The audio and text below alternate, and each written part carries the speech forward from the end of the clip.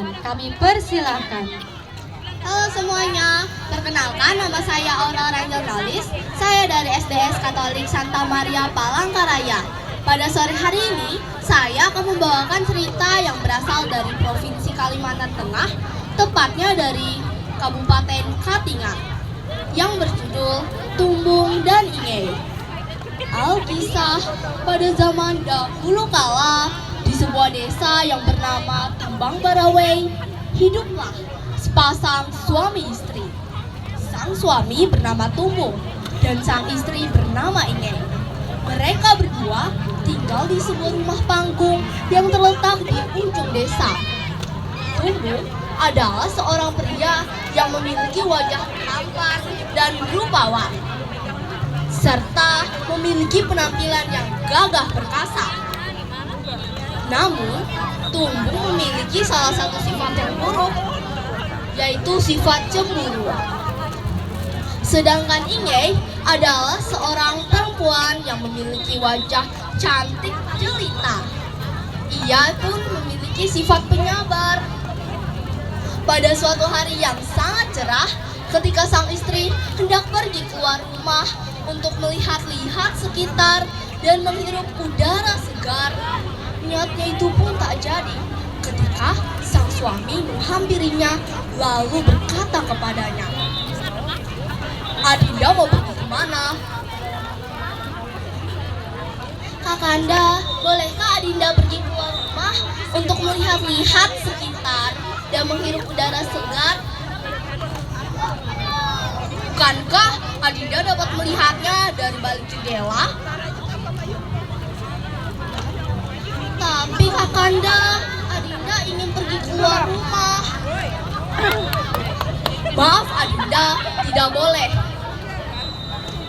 Sang suami melarang istrinya untuk pergi keluar rumah karena takut jikalau sang istri pergi keluar rumah tanpa seizin atau pengetahuan darinya, sang istri akan digoda oleh pria lain. Tak lama dari itu, tiba-tiba terdengar suara ketukan pintu dari balik pintu rumah mereka. "Apakah ada orang di rumah?" "Siapa itu Kakanda? Coba Kakanda buka pintunya." Ketika pintu rumah tersebut dibuka, terlihat ada seorang pria yang tak ia kenali sedang membawa sebuah surat.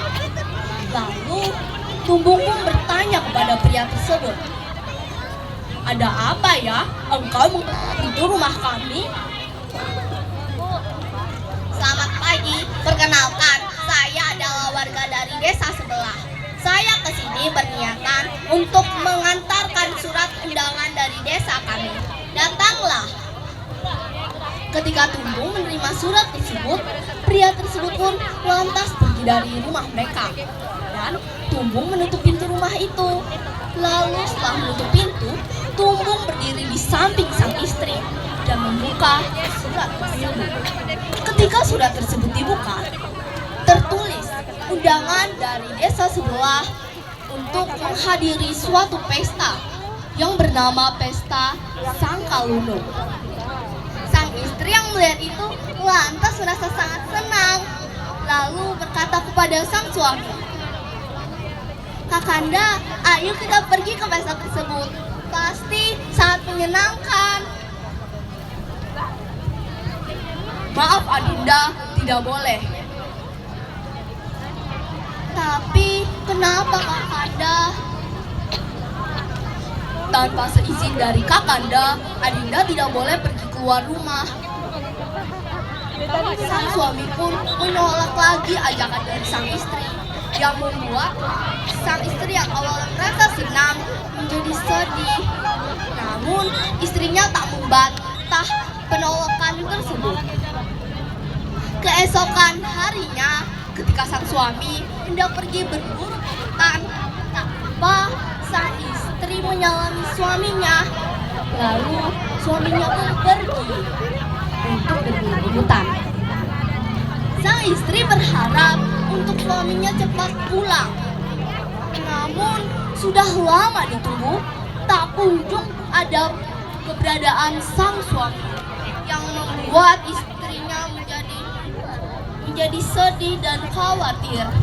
Lalu ia pun membuka jendela rumah mereka dan memandang keluar sambil melihat ke arah pesta tersebut.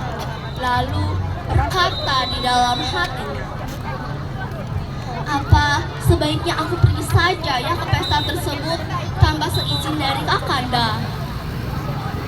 Akhirnya dengan tekad yang sangat besar, sang istri pun memberanikan diri untuk pergi ke pesta tersebut tanpa seizin dari suaminya. Ia pun berjalan menuju ke pesta tersebut sampai tiba di pesta tersebut. Ketika sampai di pesta tersebut, sang istri merasa tercengang akan kemegahan dan kemewahan dari pesta tersebut. Lalu, sang istri pun berkata lagi di dalam lubuk hatinya, wah, megah sekali pesta ini. Saja dari tadi aku datang ke sini, pasti akan lebih menyenangkan. Akhirnya, sang istri pun masuk ke dalam pesta tersebut. Ketika masuk ke dalam pesta, ia berjumpa dengan seorang lelaki dan mengajaknya berbicara santai.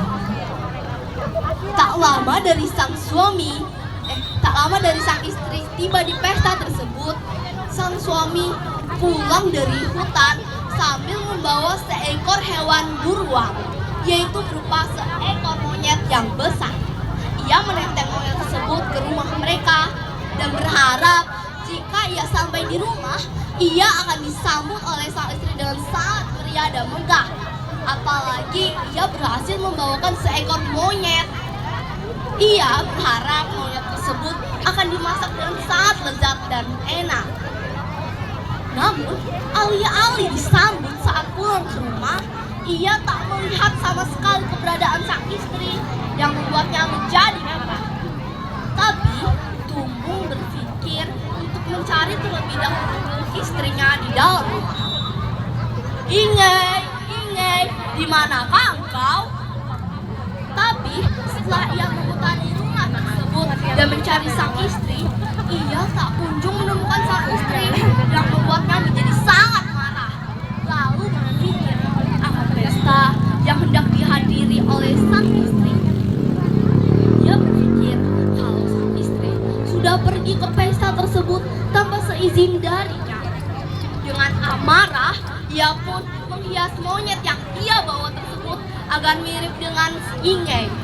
Setelah monyet tersebut dihias, ia pun menenteng kembali monyet tersebut untuk menuju ke pesta tersebut.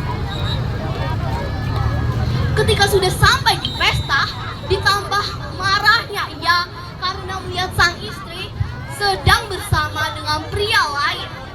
Dengan amarah yang sudah tak tertahankan, ia pun melempar monyet tersebut ke hadapan sang istri sambil berkata, menarilah dengan Ingei.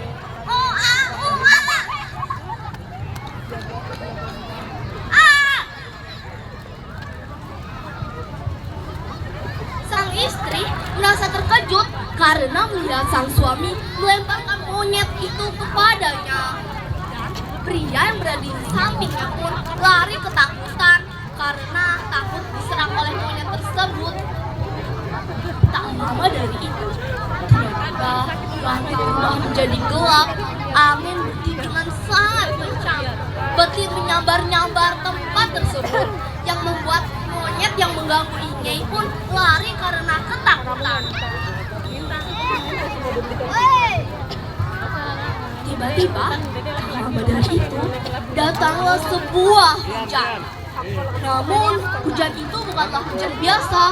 Hujan itu tak mengeluarkan setetes air pun, melainkan mengeluarkan bebatuan yang membuat orang-orang yang berada di pesta tersebut kaget dan berlarian menyelamatkan dirinya. Termasuk sang istri yang berlari menyelamatkan dirinya karena takut terkena hujan. Sang istri berhasil menyelamatkan diri. Namun, nasib tak berpihak di pihak sang suami.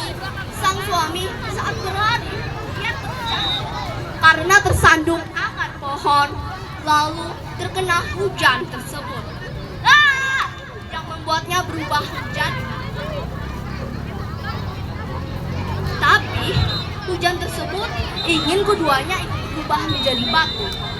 Jadi hujan tersebut menyusul ke arah rumah mereka dan mengenai rumah mereka yang membuat sang istri yang mendalam rasa kaget mengapa rumahnya bergoyang. Dan hujan tersebut pun menghancurkan rumah mereka yang membuat seorang istri yang berada di dalam rumah tersebut merasa kaget. Ada apa ini? Dia merasa kaget. Lalu ia pun ikut berubah menjadi batu. Pesan moral dari cerita ini adalah jangan menjadi orang yang selalu berburuk sangka. Terima kasih. Oke, itu tadi penampilan dari Aurora cerita tentang Tumbung dan Inge. Selanjutnya kita